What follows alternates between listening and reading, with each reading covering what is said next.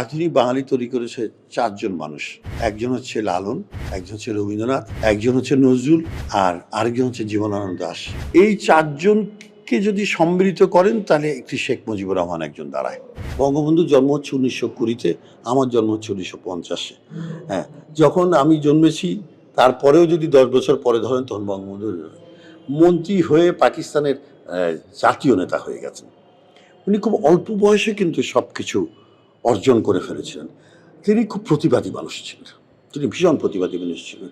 কেননা আমি এই কথা বলবো যে ওই যে স্কুলের ঘটনাটি আমরা সবাই বলি, কিন্তু তার পাশাপাশি একটা কথা বলি না, যখন দেশের 46-এর সালে 50-এর মনন্তর বলি আমরা যেটাকে, 1946 ইংরেজিতে, 50 হচ্ছে বাংলায়, সেই 1350-এর মনন্তরে যখন প্রচণ্ড অভাব, তিনি তখন কিন্তু তার লোকজন নিয়ে বড় বড় যোদ্ধারা যারা যারা হোর্ডিং করছিল, মাল গুদামে লুকিয়ে রাখছিল, বাজারকে শূন্য করে দিচ্ছিল, এখনও যেটা ঘটছে কিন্তু, হ্যাঁ, সেই সময় বঙ্গবন্ধু তার তরুণ বন্ধুদেরকে নিয়ে যুবক অবস্থায় তিনি কিন্তু স্কুলে পড়েন, তিনি কিন্তু তাদেরকে বাধ্য করেছেন চালগুলো দিয়ে দিতে, খাদ্যদ্রব্যগুলো দিতে, এবং সেটা তিনি সবার বাড়ি বাড়ি পৌঁছে দিয়েছেন।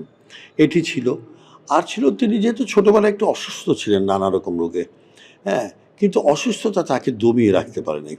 আমরা দেখব যে কলেজ জীবনে, ছাত্র জীবনে যদি দেখি, ম্যাট্রিক পাশ করার পর কলকাতায় যখন যায়, তখন সে কিন্তু মুসলিম ছাত্রলীগের সদস্য, পরবর্তী পর্যায়ে সভাপতি হিসাবে ভীষণ বড় রোল প্লে করেছে। কীরকম দাঙ্গা যেটা হলো না, 26 বছর বয়স তখন বঙ্গবন্ধুর, 26 বছর বয়সে কিন্তু তিনি সেই দাঙ্গায়, এই যে কলকাতার যে ইসলামিয়া কলেজটা আছে, সেই কলেজে কিন্তু সারদী সাহেব বলেছিল যে মুসলমানদেরকে আশ্রয় দেওয়ার জন্য, দাঙ্গা পীড়িত মুসলিম সম্প্রদায়ের মানুষকে। উনি কিন্তু তা করেননি। উনি হিন্দু মুসলিম সকল জাতি, বর্ণ, ধর্মের মানুষকে কিন্তু তিনি আশ্রয় দিয়েছিলেন। অর্থাৎ ছোটোবেলার থেকে তার মধ্যে একটি অসাম্প্রদায়িক, গণতান্ত্রিক এবং সমতার ভাবনা, এটি কিন্তু তিনি পেয়েছিলেন তার ছোটোবেলা থেকে।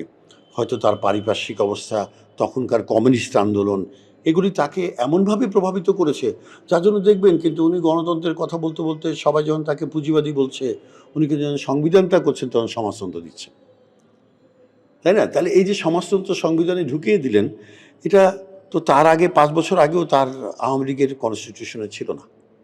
তবে এই মানুষটি একটা দূরে যাওয়ার স্বপ্ন দেখেছিলেন, কিন্তু মাত্র অল্প বয়সেই তো তাকে হত্যা করা হলো। আপনার সাথে বঙ্গবন্ধুর একটি ছবি দেখেছি। সেই ছবিটার গল্পটা একটু বলবেন? আচ্ছা, এটা হচ্ছে 31শে জানুয়ারি 1972। 10ই জানুয়ারি বঙ্গবন্ধু ফিরলেন, অস্ত্র জমা দেওয়ার কথা। তো আমি তো কাউকে অস্ত্র দেবো না, তখন ওরা জিজ্ঞেস করছে কাকে অস্ত্র, পুলিশকে দেবো না, তো কাকে দেবো? আমি বঙ্গবন্ধু বলে দেবো। তখন আমাকে তোফায়েল ভাই বলে যে আচ্ছা ঠিক আছে। শেখ কামালও ফোন করলো, শেখ কামাল আমাদের বন্ধু মানুষ। তখন এই পুরাতন গণভবন, এখন যেটা ফরেন একাডেমি হয়েছে, ফরেন মিনিস্ট্রি একাডেমি হয়েছে, রমনা পার্কের কাছে মিন্টু রোডে, হ্যাঁ, এইটাতে বঙ্গবন্ধু তখন অফিসিয়াল রেসিডেন্ট ছিলেন। পুরাতন গণভবন বলি এটা আমরা। সেই পুরাতন গণভবনে আমরা 450 মুক্তিযোদ্ধা উপস্থিত হয়ে, আমার সাথে শাহাবুদ্দিন ছিল, শিল্পী শাহাবুদ্দিন, ও আমার সাথে ছিল 71 সালে। এখন যে রাইসুল ইসলাম আসাদের নাম শুনেন, তখন সে ইন্টারমিডিয়েট পরে, সেও সাথে ছিল। আমরা সবাই, ওদের পক্ষ থেকে আমি ঢাকা উত্তর মুক্তিবাহিনীর কমান্ডার হিসাবে তাকে আমি অস্ত্রটা তার হাতে সমর্পণ করি, আমাদের সবাই, সেই বিকালবেলা, হ্যাঁ, একেবারেই পড়ন্ত সূর্য, বিকেল।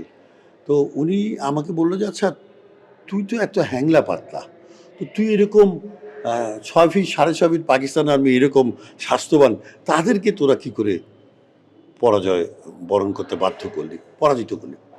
আমি বললাম যে বঙ্গবন্ধু, দুটো জিনিস, একটা হচ্ছে আমাদের দেশপ্রেম, আরেকটা হচ্ছে আপনার অনুপ্রেরণা। আপনি যেভাবে আমাদেরকে নির্দেশ দিয়েছেন, অনুপ্রেরণা দিয়েছেন, সেটির উপর ভর করে আমরা লড়াই করেছি। আমাদের হাজার হাজার মুক্তিযোদ্ধা জীবন দিয়েছে রণক্ষেত্রে, আমরা কয়জন বেঁচে আছি। তখন উনি আমার চিবুকটা ধরে, দুটো ছবি আছে, প্রথম ছবি হচ্ছে আমি তাকে অস্ত্র সমর্পণ করছি, আরেকটা হচ্ছে তারপরে উনি আমার কাঁধে, আমার চিবুকটা ধরে আমাকে আদর করছেন। হ্যাঁ, তারপরের যে ছবিটা নেই, হারিয়ে গেছে, সেটা হচ্ছে যে উনি আমার কাঁধে হাত দিয়ে সবুজ লনটা অনেকক্ষণ হেঁটেছেন, শোনার চেষ্টা করেছেন যে যুদ্ধটা কী করে হয়েছে, কতটুকু আমি জানি। কিন্তু আমার বয়স 20 বছর বয়সে আমি গেছি, 21 বছর বয়সে দেশ স্বাধীন হয়ে গেছে, তাই তো, যুদ্ধের মধ্যেই। তো আমি যুদ্ধের মধ্যে ছিলাম, সুতরাং কেন্দ্রীয়ভাবে কি ঘটেছে সেটা তো জানা মুজিবনগরে আমার সম্ভব নয়, সেটা উনি জিজ্ঞেস করেননি, কিন্তু সার্বিক জিনিসটা উনি জানার চেষ্টা করেছিলেন, মুক্তিযোদ্ধাদের আকাঙ্ক্ষাটা বোঝার চেষ্টা করেছিলেন বলে আমার মনে হয়। স্বল্প মাত্র 5-7 মিনিটের ইন্টারাকশন, টোটাল 15 মিনিটের একটি সাক্ষাৎ হয়েছিল সেদিন আমাদের। তবে সেটি আমাদের জীবনের অত্যন্ত গুরুত্বপূর্ণ একটা স্মৃতি বলে আমি মনে করি। আমি আসলে বলি কি, আধুনিক বাঙালি তৈরি করেছে কে? আধুনিক বাঙালি তৈরি করেছে 4জন মানুষ। একজন হচ্ছে লালন, ও আমাদের আত্মা। একজন হচ্ছে রবীন্দ্রনাথ, যার মধ্যে দিয়ে বিশ্ববিক্ষণ ঘটেছে আমাদের। একজন হচ্ছে নজরুল, যিনি আমাদের বিদ্রোহী করেছে। আর আরেকজন হচ্ছে জীবনানন্দ দাশ, যিনি আমাদের বাংলার প্রকৃতিকে আমাদের শরীরের সাথে, যাপিত জীবনের সাথে মানে কাব্যিকভাবে মিশিয়ে দিতে পেরেছে। যার জন্য এই 4জনকে যদি সম্মিলিত করেন তাহলে একটি শেখ মুজিবুর রহমান একজন দাঁড়ায়। এটি হচ্ছে সত্যি কথা। এবং সেটি কিন্তু সংগ্রাম এবং আন্দোলনের মধ্য দিয়ে এবং বুকের রক্ত দেওয়ার মধ্য দিয়ে, জীবন দেওয়ার মধ্য দিয়ে বাংলাদেশের ছাত্র সমাজ এবং তরুণরা এবং কৃষকরা এটা কিন্তু প্রমাণ করেছে। কিন্তু সেই সংস্কৃতি নেই আজকে। যেই লড়াইটা আমাদের করতে হচ্ছে গ্রামে, সেটা হচ্ছে যে আমাদের যে মনসামঙ্গল, আমাদের যে বেহুলার নাচারি, আমাদের যে মহরমের জারি, আমাদের যে আলকাপ, আমাদের যে গম্ভীরা, আমাদের যে সংযাত্রা, আমি বলে শেষ করতে পারবো না। নীলনৃত্য, হ্যাঁ, নীলনৃত্য হচ্ছে শিব আর পার্বতীর প্রেম উপাখ্যান, অসাধারণ কিশোরীরা করে, নদী অঞ্চলের মানুষেরা, বরগুনা বরিশাল এই অঞ্চলের মানুষেরা।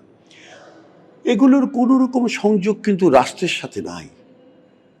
যারা রাষ্ট্র পরিচালনা করে 2 কোটি লোক ঢাকা শহরের, তাদের সাথে নাই। আমাদের চেষ্টাটা ছিল, আমি এবং সেলিম আল দিনের, যেটা কানেক্ট করা। এই ইন্সপিরেশনটা পেয়েছিলাম তো আমরা মুক্তিযুদ্ধের মধ্য থেকে। এই ইন্সপিরেশনটা পেয়েছিলাম আমরা আমাদের সংবিধান, যেটি বঙ্গবন্ধু এবং 4 নেতা এবং আমাদের সেই সময় সংসদ করেছিল। তো সেগুলো তো আর এখন এক্সিস্ট করে না। সংবিধান পুরোটাই ছিন্ন ভিন্ন হয়েছে। এখন আর তো সমাজতন্ত্রও নাই, ধর্মনিরপেক্ষতাও নাই। এখন বলছি সকল ধর্মের সমান অধিকার। হ্যাঁ, খুব সত্যি কথা।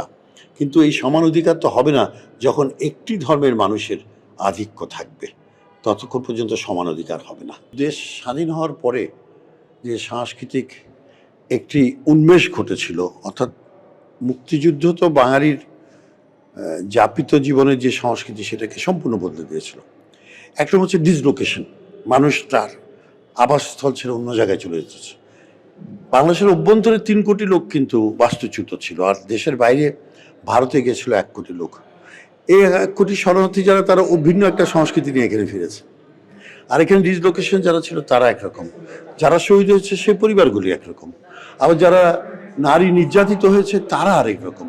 এই সব মিলে আমাদের মনে হয়েছে যে একটি সাংস্কৃতিক এমন পরিবর্তন হয়েছে, আকাঙ্ক্ষা এবং স্বপ্নের এমন পরিবর্তন হয়েছে, যেটার জন্য আমার মনে হয় যে আরও একটি বড় আকারের প্রস্তুতি আমাদের দরকার ছিল।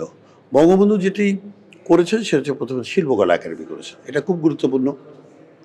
বাংলা একাডেমি ঢেলে সাজিয়েছেন, গ্রন্থকেন্দ্র, শিল্পকলা একাডেমি, বাংলা একাডেমির পুরো রিভাইভাল এবং পুরোপুরি আইনটাকে বদল করা। উনি কিন্তু কনস্টিটিউশনারি কাজগুলি বঙ্গবন্ধু করে গেছেন, এটা হচ্ছে সবচেয়ে বড় কথা। কিন্তু এটা প্রয়োগের আগেই তো তাকে হত্যা করা হয়।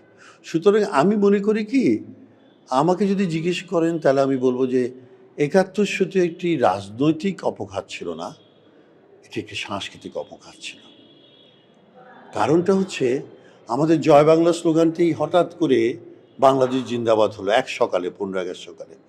আমাদের বাংলা শব্দগুলি কি করে বের করে দিল রাষ্ট্র এবং সমাজ থেকে, চেষ্টা করলো শিক্ষা কার্যক্রম, সংস্কৃতি থেকে। তার উদাহরণ এটা, যেমন জয় বাংলা বাংলাদেশ জিন্দাবাদ হয়ে গেল সকালবেলায়, 15 আগস্ট সকালবেলায়। আরেকটা যে চলচ্চিত্রের নাম বদলে গেল, এক আকাশের নিচে ছিল, তারপরে ক খ গ ঘ ঙ ছবির নাম ছিল, হঠাৎ করে শুনি আবে হায়াত আর মহল। সুতরাং এই যে অপঘাত, এটি হচ্ছে সম্পূর্ণ বাংলাদেশের মুক্তিযুদ্ধ, ভাষা আন্দোলন, এই সকল কিছুর মধ্যে যেই স্বপ্ন বুনে দিয়েছিল শহীদরা এবং যোদ্ধারা, সেটার বিপরীতে মানুষের আকাঙ্ক্ষা যেটা, তার বিপরীতে আবার সেই পশ্চাৎপদ একটি সংস্কৃতি এসে ভর করলো। আমাদের টেলিভিশনগুলোতে রবীন্দ্রসঙ্গীত প্রায় নিষিদ্ধ করে দিল, আবার পাকিস্তানের মতো। আবার নজরুলের শ্যামা সঙ্গীতগুলি গাওয়া যেত না, শুধু ইসলামী সঙ্গীত গাইতে হতো। সুতরাং একটা বড় স্ট্রাগল কিন্তু 75-এর পরে শুরু হয়েছে। এই শোকের মাসে আমি বলবো এই কথাই যে রাজনৈতিক দ্বন্দ্ব, এই দ্বন্দ্বটা কিন্তু একটি সাংস্কৃতিক এবং আদর্শিক দ্বন্দ্ব বটে। এটি শুধু ক্ষমতা দখলের দ্বন্দ্বের মধ্যে দেখলে হবে না। সুতরাং আমাদেরকে এখন নতুন করে ভাবতে হবে। আজকে ধরেন কথা বলছি যে আজকে সৈয়দ শামসুল হক বা শামসুর রহমান বা সেলিম আল-দীন, এই যে বড় বড় মানুষগুলো যারা এসেছিলেন, তারা যে কন্ট্রিবিউশনটা করে গেছেন আমাদের সমাজে, আমাদের রাষ্ট্রে, তারপরে কিন্তু সেরকমভাবে ব্যাপক উত্থান বা বা বা বা সৃষ্টিশীলতা আমি দেখছি না। সংবাদ, ফিচার ও অনুষ্ঠানের জন্য ভিজিট করুন সংবাদ প্রকাশের ওয়েবসাইট এবং যুক্ত থাকুন ফেসবুক পেজ ও ইউটিউব চ্যানেলের সঙ্গে।